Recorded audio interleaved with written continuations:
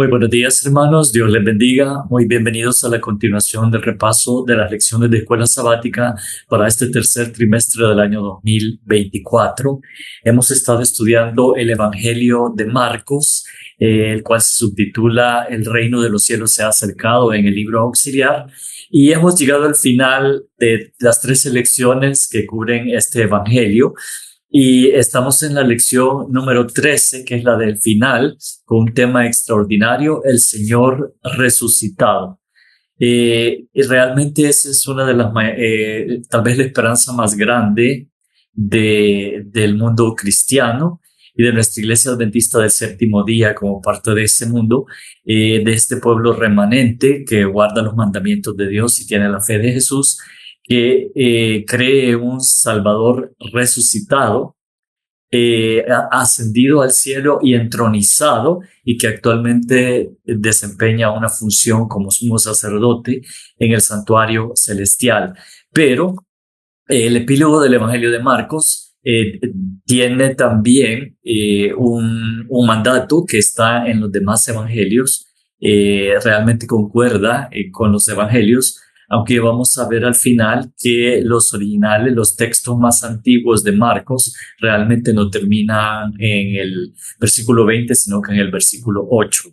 Y ya vamos a ver algunos argumentos al respecto. Pero como siempre, hermanos, antes de iniciar, los voy a invitar a que tengamos una oración. Oremos. Padre nuestro que estás en los cielos, santificado sea tu nombre. Señor, te damos gracias porque a lo largo de todo este trimestre hemos estado estudiando la vida de nuestro Señor Jesucristo, tal y como ha sido presentada en el Evangelio escrito por Marcos. Gracias, Señor, porque nos dejaste 4 evangelios que juntos nos presentan un panorama completo hasta donde podemos entender, hasta donde nuestra mente puede captar, Señor, de la vida de nuestro Señor Jesús acá en esta tierra, y sobre todo concentrándose en su ministerio desde que fue ungido con su bautismo como Mesías, príncipe, y vino a cumplir con la misión que desde antes de la fundación del mundo tú, nuestro Señor Jesús y el Espíritu Santo acordaron realmente de alcanzar a la humanidad perdida, al hombre que había caído en el pecado, Señor, y proveernos un medio de salvación que realmente tuvo un valor infinito porque costó la vida de nuestro Señor Jesús. Señor, te agradecemos por este sacrificio maravilloso, por esa sangre derramada por cada uno de nosotros en esa cruz del Calvario, Señor, por la cual podemos alcanzar la salvación.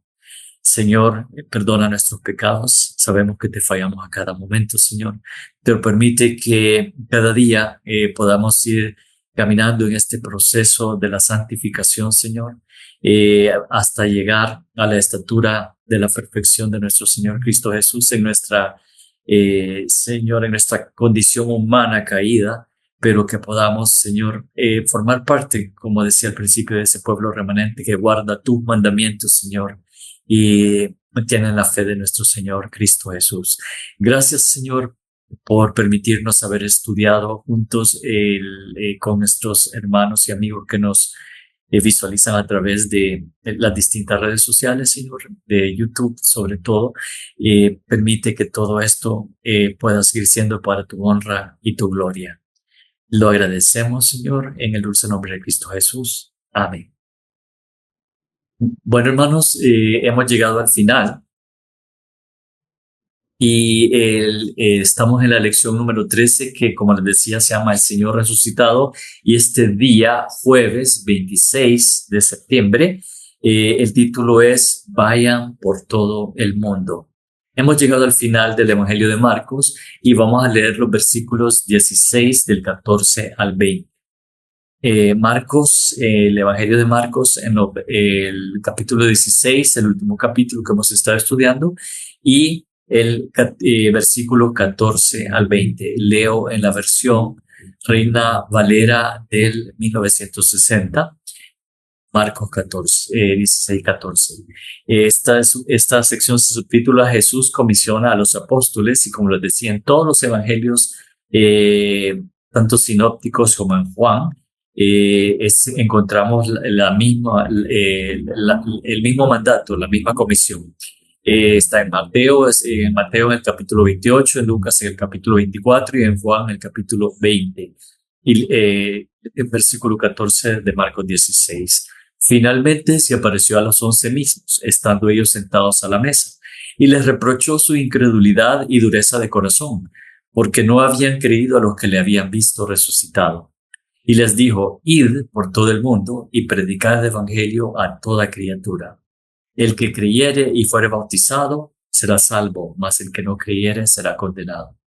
Y estas señales seguirán a los que creen. En mi nombre echarán fuera demonios, hablarán nuevas lenguas, tomarán en las manos serpientes, y si bebieren cosa mortífera no les hará daño. Sobre los enfermos pondrán sus manos y sanarán.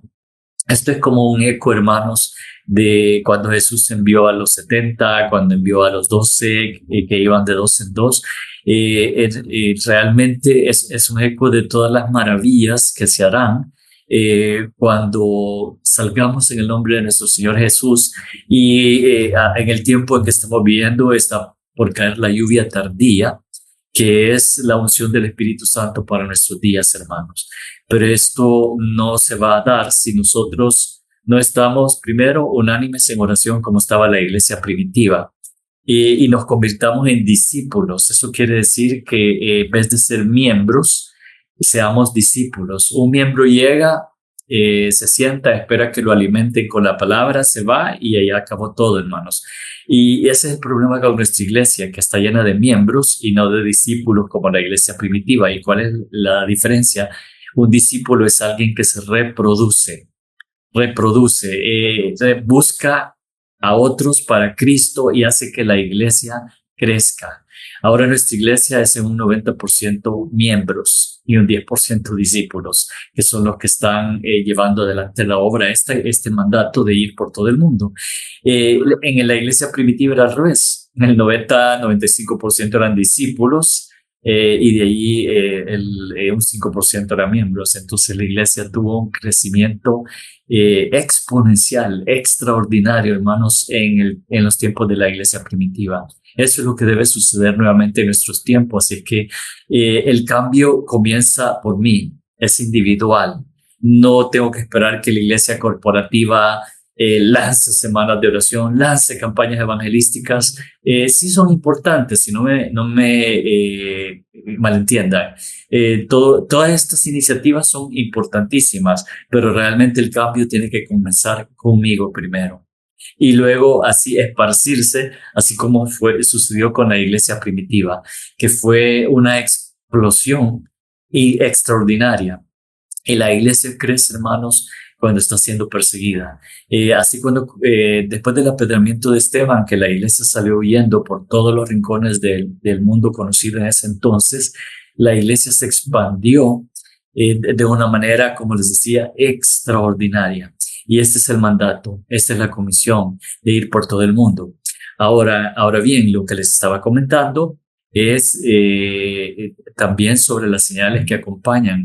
Estas señales no quiere decir, hermano, que tenemos que ser presuntuosos y como acá dice que voy a tomar una cosa mortífera, o sea, veneno, y no me va a hacer daño, que voy a ir a demostrar que esto es cierto. No, hermanos, cuando vengan las pruebas, cuando vengan realmente las dificultades, el Señor va a estar ahí al control de todo y nosotros podremos cumplir porque el Espíritu Santo nos habrá llenado de poder para poder cumplir con este último empuje de llevar este evangelio del reino, este evangelio eterno a toda nación, tribu, lengua y pueblo. Y realmente así como dice Mateo 24:14, que podría ser el epílogo perfecto para acá, y será predicado este evangelio del reino en todo el mundo por testimonio a los gentiles o a las naciones, como dice la versión, esta Reina Valera del 60, entonces vendrá el fin. O sea, nuestro Señor Jesús está esperando que nosotros salgamos, nos convirtamos en discípulos y vayamos por todo el mundo predicando este mensaje del reino. Ahora bien, para ir cerrando ya este estudio del Evangelio de Marcos, realmente los eruditos, la gran mayoría concuerdan en que el Evangelio de Marcos no del 9 al 20 fue agregado después como en el siglo segundo, y que termina acá con la resurrección y las mujeres huyendo. Esta fue una epifanía, hermanos. Una epifanía es un encuentro con personajes celestiales o personajes divinos, y entonces las epifanías usualmente tienen 5 etapas. Tienen 5 etapas. La primera es el ser celestial aparece rodeado de gloria, o aparece. La segunda etapa es las personas que reciben el mensaje sienten temor. La tercera etapa es el visitante celestial dice usualmente no temas. La cuarta etapa, el visitante celestial comunica una revelación. Y en la quinta etapa y la final, los humanos responden a la revelación. Acá, las mujeres que fueron al sepulcro tuvieron una epifanía. Se les apareció un ser celestial, un ángel. La nueva traducción viviente lo llama ángel. Acá, la versión Reina Valera menciona únicamente un joven vestido con la larga túnica blanca o larga ropa blanca. Es un ser celestial. Eh, las mujeres sintieron temor. Esa es la segunda etapa. El visitante celestial les dice que no teman, que buscaban a Jesús Nazareno que había sido sepultado, pero que no estaba, había resucitado. Esa es la cuarta etapa, la revelación. La revelación. Y la quinta, los humanos responden a la revelación. En esta epifanía, las mujeres salieron corriendo y ese es el final para muchos. Y según los textos más antiguos, ese es el final del libro de Marcos. Dice el libro, el versículo 8. Y ellas se fueron huyendo del sepulcro porque les había tomado temblor y espanto, ni decían nada a nadie porque tenían miedo. Explican los eruditos que este es realmente algunos están asombrados porque es un final literario que deja abierto el Evangelio de Marcos a muchas especulaciones. Pero algunos eruditos concuerdan de que en el siglo segundo algunos se reunieron y dijeron es que no es posible que este evangelio termine así. Y entonces agregaron las partes que realmente tuvieron mucho cuidado en que fueran acordes a los demás evangelios. Entonces, realmente sí podemos encontrar los mensajes y nada de lo que está escrito en Marcos 9 al 20 contradice ninguno de los otros evangelios. Y tal como les mencionaba, la parte que leímos para este día jueves está en los otros 3 evangelios, o sea, aparece en los 4 evangelios, los 3 sinópticos y Juan. Entonces, hermanos,